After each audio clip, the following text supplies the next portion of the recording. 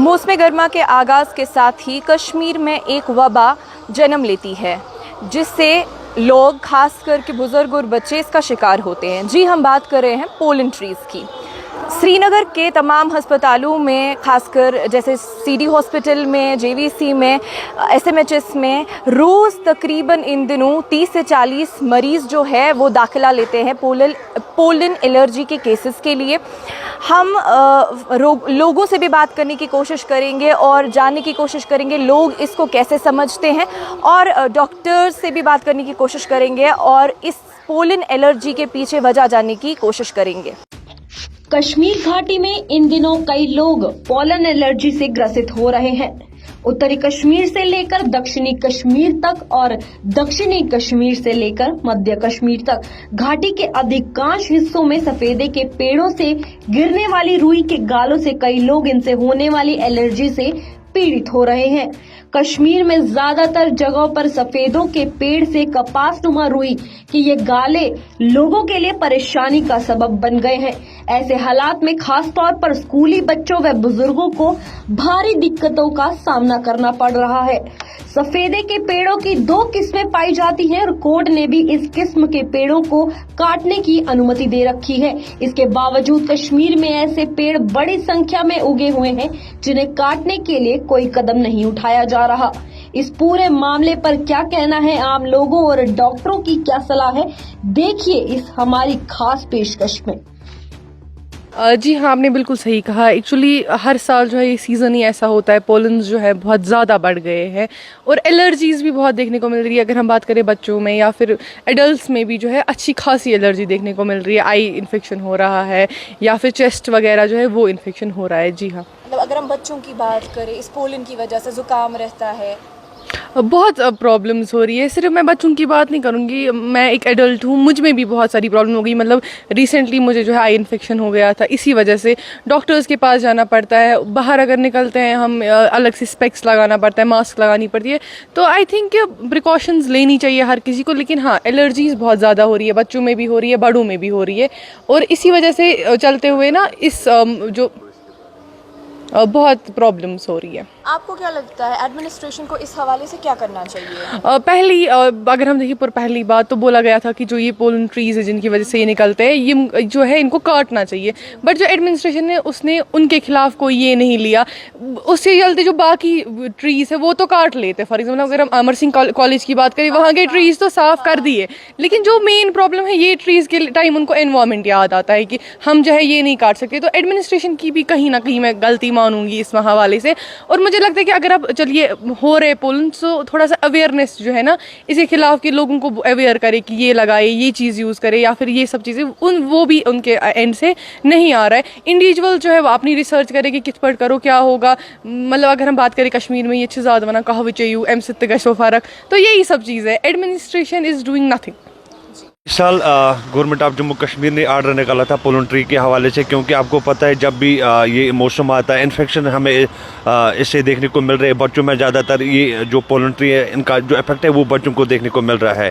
लेकिन अब मसला यहाँ पर ये आ रहा है कि गवर्नमेंट ने बैन लगाया था। गवर्नमेंट ने कहा था जहाँ पर भी ये पोलन ट्री है उनको काटना चाहिए, बट कहीं जगहों पर अभी भी जो है पोलन ट्री है वो देखने को मिल रहे हैं, जिससे आम इंसान को मुश्किलात का सामना करना पड़ रहा है। क्योंकि इससे ज़ुकाम खांसी जो फ्लू देखने को मिल रहा है, जिसकी वजह से लोगों को तकलीफ होती है। हम गवर्नमेंट को अपील करते हैं कि इन पोलन ट्री के खिलाफ वो फिर एक बार एक्शन ले, ताकि लोगों की जो सेहत है वो ठीक रहे। देखा जाए पोलन्स हर साल आते हैं यहाँ पे। अगर देखा जाए यहाँ पे काफ़ी ज़्यादा ट्रीज़ इसके हैं, जिसकी वजह से अगर देखा जाए बच्चों को काफ़ी ज़्यादा दिक्कत होती है, या अगर जो COPD पेशेंट्स होते हैं, बुज़ुर्ग होते हैं, ज़ुकाम हो जाता है या थ्रोट इन्फेक्शन हो जाते हैं या काफ़ी ज़्यादा एलिमेंट्स हो जाती है, जैसे लंग्स के इश्यूज़ भी हो जाते हैं। तो ये काफ़ी ज़्यादा दिक्कतों का सामना करना पड़ता है, खास करके बच्चों को।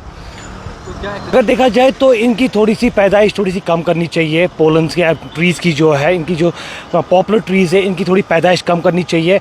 अगर वो भी नहीं हो सकता है तो कम से कम ऐसी जगहों पे उसको ग्रो करें जहाँ पे फार्मिंग हो सके। सिटीज़ में या विलेज में वहाँ पे सही नहीं रहता है, किसी फार फ्लंग एरियाज़ में वहाँ पे सही रहेगा इस पोलन्स का। और अगर प्रिकॉशन इसमें क्या रहता है तो इसमें मुझे लगता है मास्क यूज़ करना है, आँख पे स्पेक्स लगाना, आँखों में स्पेक्स लगा, क्योंकि आइज़ इन्फेक्शन भी इसकी वजह से काफ़ी ज़्यादा देखने को मिलती है। हम इस वक्त मौजूद हैं चेस्ट डिज़ीज़ हॉस्पिटल में और यहाँ पर हमारे साथ डॉक्टर नवीद नज़ीर है जो एचओडी है सीडी हॉस्पिटल श्रीनगर के।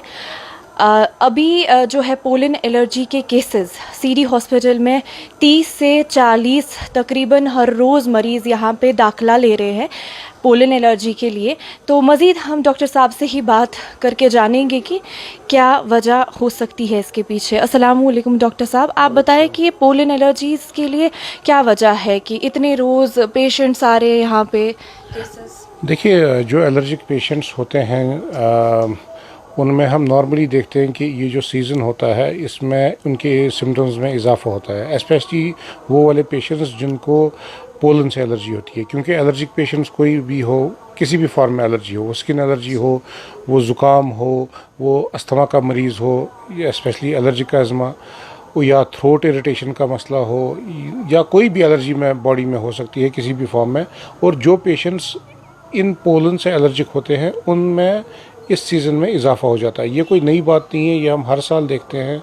और इसको अगर हमें रोकना है तो इसमें काफ़ी एजुकेट करने की ज़रूरत है मासेस को। क्योंकि हम देखते हैं, अगर आप पिछले 4-5 साल में देखें तो जब हमारा कोविड का पीरियड था, जब हम कोविड अप्रोप्रिएट बिहेवियर यूज़ कर रहे थे, जब हम मास्क वगैरह यूज़ कर रहे थे, तो हमने इन्फेक्शन तो प्रिवेंट किया ही, लेकिन हमें देखा कि उन मास्क की वजह से हमारे जो एलर्जिक पेशेंट्स थे वो भी काफ़ी हद तक सेव रहे बाय दिस पोलन, या जो भी इसमें एटमॉस्फेरिक एलर्जेंस होते हैं उनसे वो सेफ रहे, उनके सिम्टम्स में इजाफा नहीं हुआ। लेकिन जो ही हमारा कोविड अप्रोप्रिएट बिहेवियर ख़त्म हो गया, हमने देखा कि इन पेशेंट्स में स्पेशली ड्यूरिंग दिस सीज़न जब ये पोलन एटमॉस्फेयर में होता है, इनके सिम्टम्स में इजाफा होता है। तो इसमें ज़रूरत यही है कि अगर ये पेशेंट्स को एजुकेट किया जाए रिगार्डिंग अवॉइडेंस थेरेपी, यानी कि अगर वो बाहर जाते हैं जहाँ पे डस्ट हो, जहाँ पे पोलन हो, या बागों वगैरह में जाते हैं, क्योंकि ग्रीनरी यहाँ पे बहुत ज़्यादा है जिसकी वजह से पोलन की कंसंट्रेशन बहुत ज़्यादा होती है, अगर वो मास्क वगैरह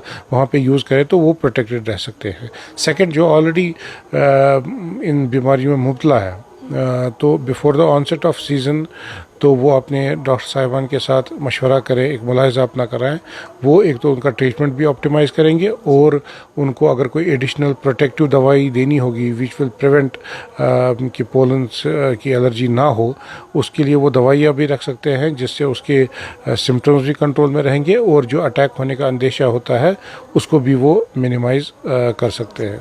सर, सिम्टम्स क्या रहते हैं इस पोलन एलर्जी के? देखिए, सिम्टम्स तो अलग अलग है। एलर्जी किसी भी फॉर्म में हो सकती है। अगर किसी को स्किन एलर्जी है तो वो रैश निकलता है, खुजली आ जाती है।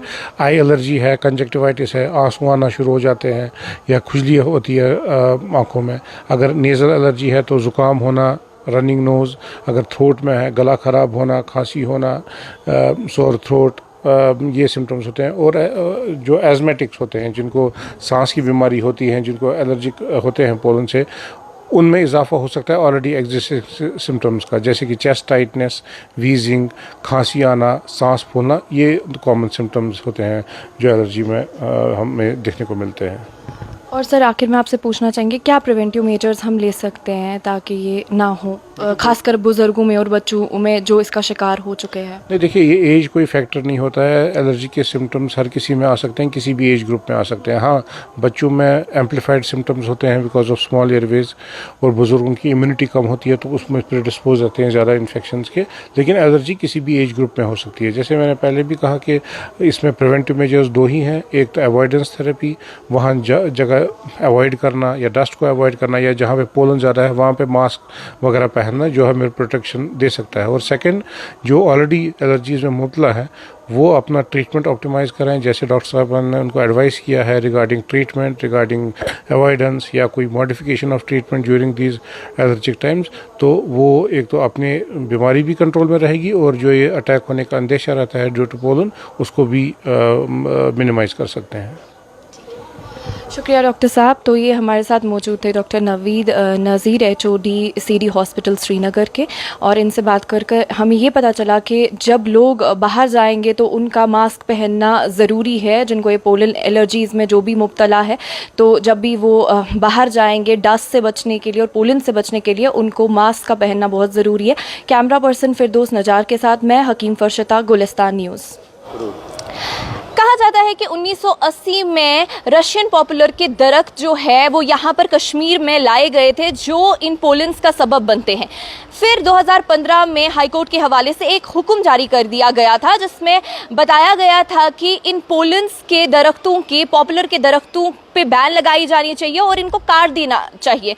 पर तब से ताहम 9 साल हो चुके हैं, इन पोलेंस में कोई कमी नज़र नहीं आ रही है, बल्कि इनकी आबादी जो है वो बढ़ती ही जा रही है। हमने इस हवाले से लोगों से भी बात की और डॉक्टर नवीद नज़ीर भी हमारे साथ मौजूद थे, जिन्हें हमारे साथ गुफ्तगू की और हमें ये बताया कि मास्क का पहनना बहुत ज़्यादा ज़रूरी है और इन पोलेंस, जहाँ पोलेंस है, इसकी एलर्जी को एंटीबायोटिक से ट्रीट किया जा सकता है। देखते रहिए गुलिस्तान न्यूज़। मैं हकीम फरशिता, कैमरा पर्सन फिरदौस नजार के साथ।